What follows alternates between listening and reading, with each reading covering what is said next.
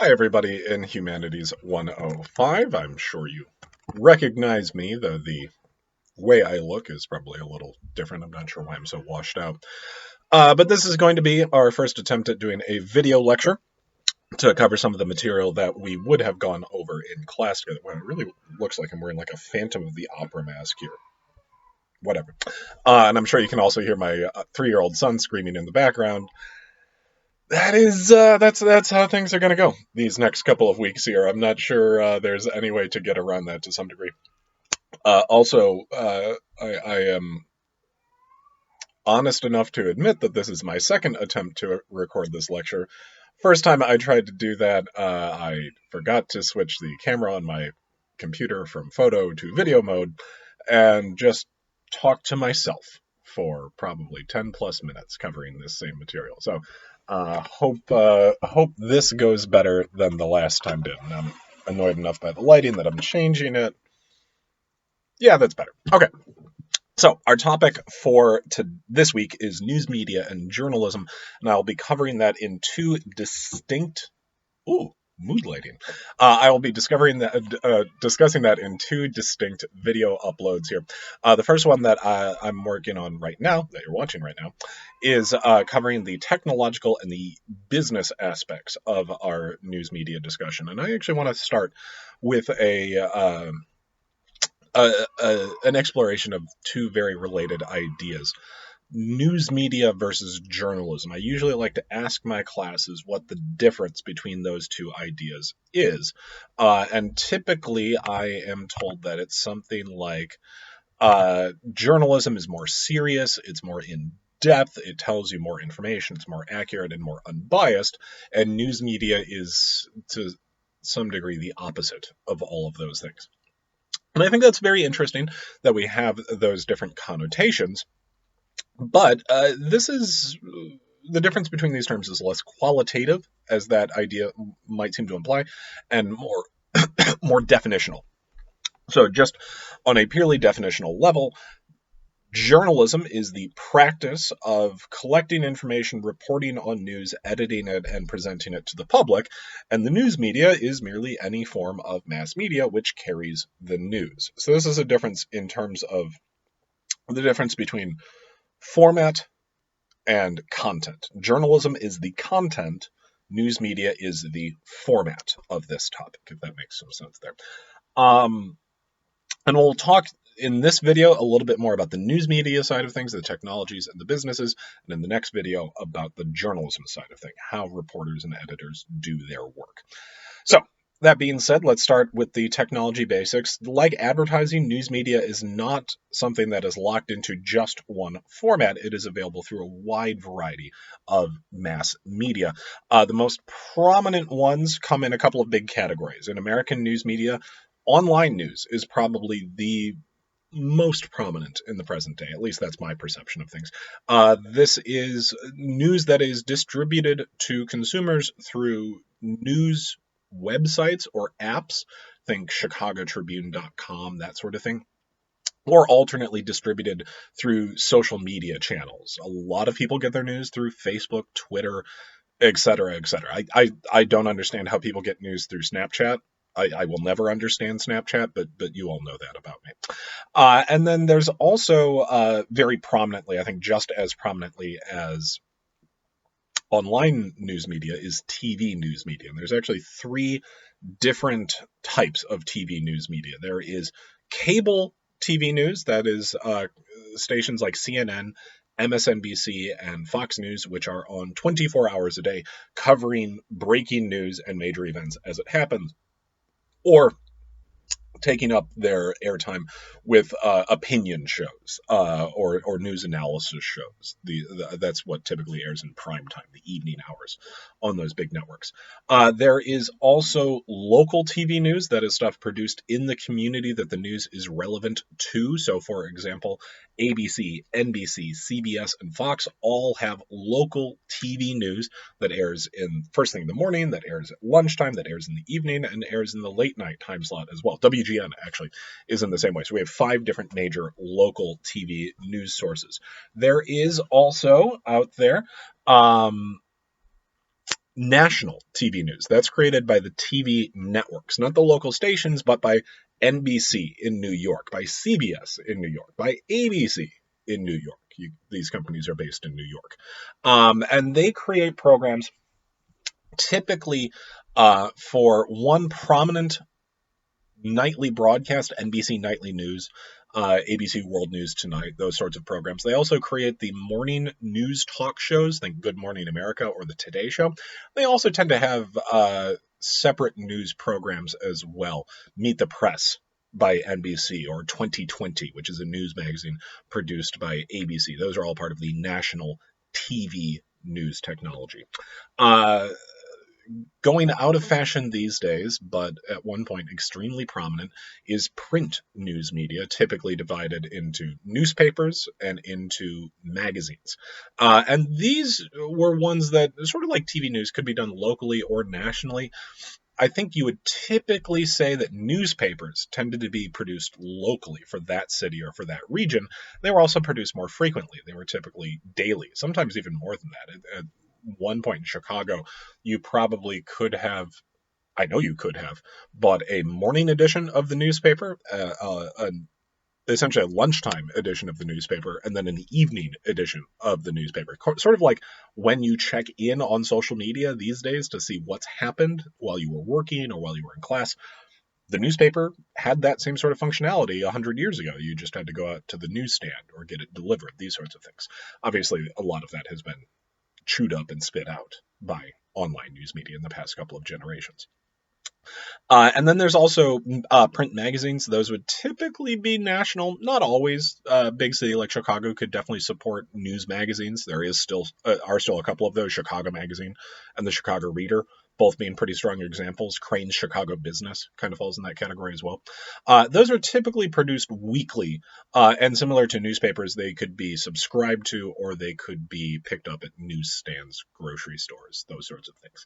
And then the last of our major news media formats is radio. This again comes in typically local news media coverage, local traffic, weather, news, politics, events, sports, these sorts of things.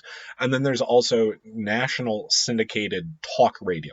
This is kind of like those news analysis programs I mentioned for cable news. Think like Sean Hannity on Fox News, or Anderson Cooper on CNN, or Rachel Maddow on MSNBC.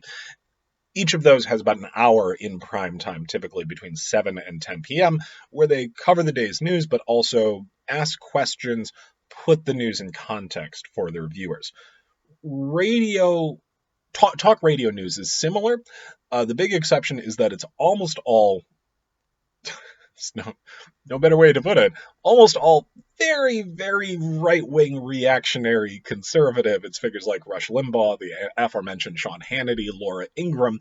They tend to be on the air longer. I think Rush Limbaugh's daily show is 3 hours long, and they tend to be extremely angry in a way that's, you probably wouldn't comprehend it unless you've listened to Rush Limbaugh or Michael Savage. But you're getting your news through one of those sources. Every day feels like the apocalypse, not just the lockdown during coronavirus times. So those are our major formats of news media. TV divided into cable, national, and local. Online divided into news sites and apps and social media distribution. Radio divided into local and then national syndicated talk. And then print divided into newspapers and magazines. Now, it is worth noting that just like we talked about with Marshall McLuhan, the medium is the message. So depending on how you get your news, you will interpret it differently. If you get your news, like I was saying, from Rush Limbaugh, I think you're getting some fake news. And you're also probably getting it in a way that is active. It changes your understanding if you're just hearing a guy scream about the news rather than perhaps reading a relatively short but information heavy article about the news. Similarly, something like CNN, they have to cover the news 24/7. They have a whole day to fill, and then they have 6 others, and then the week starts again. And in a time like right now, there's a lot of breaking news about how we are responding to the coronavirus outbreak. But in other times, that's a lot of air to fill. That's just a lot of time, and sometimes they do some pretty dumb stuff in order to fill that time. my preference is for print media, whether that's actual physical paper or more typically for me online.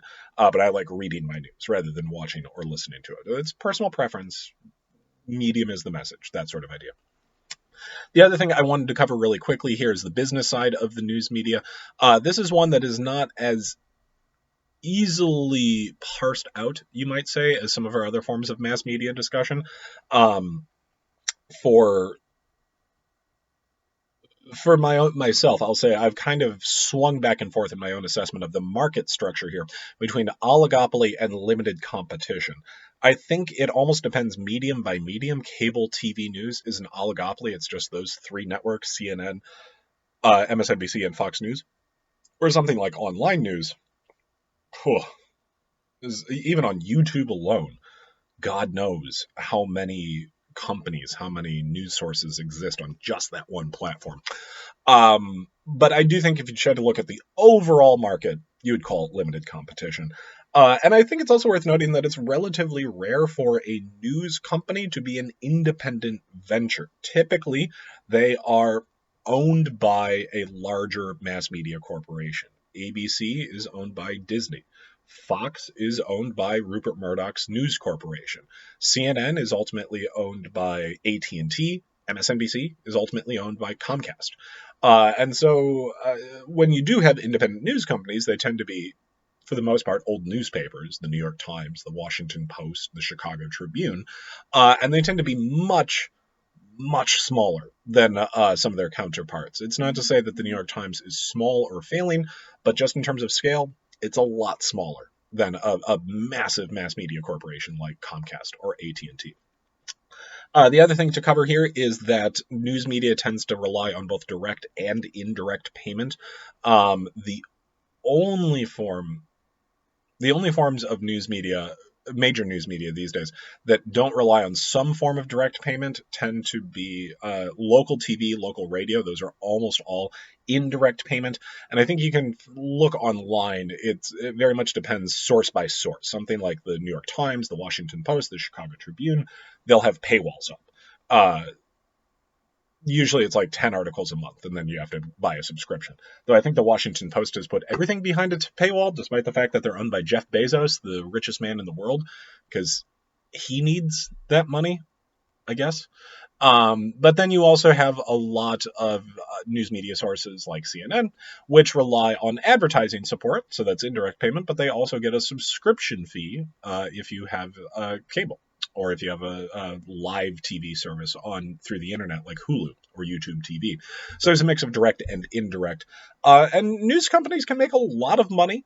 CNN, from what I understand, I don't know the numbers off the top of my head, but they have had really healthy revenues the past couple of years just because there's been so much news the past couple of years. But this, like I said, it's rarely an independent marketplace per se.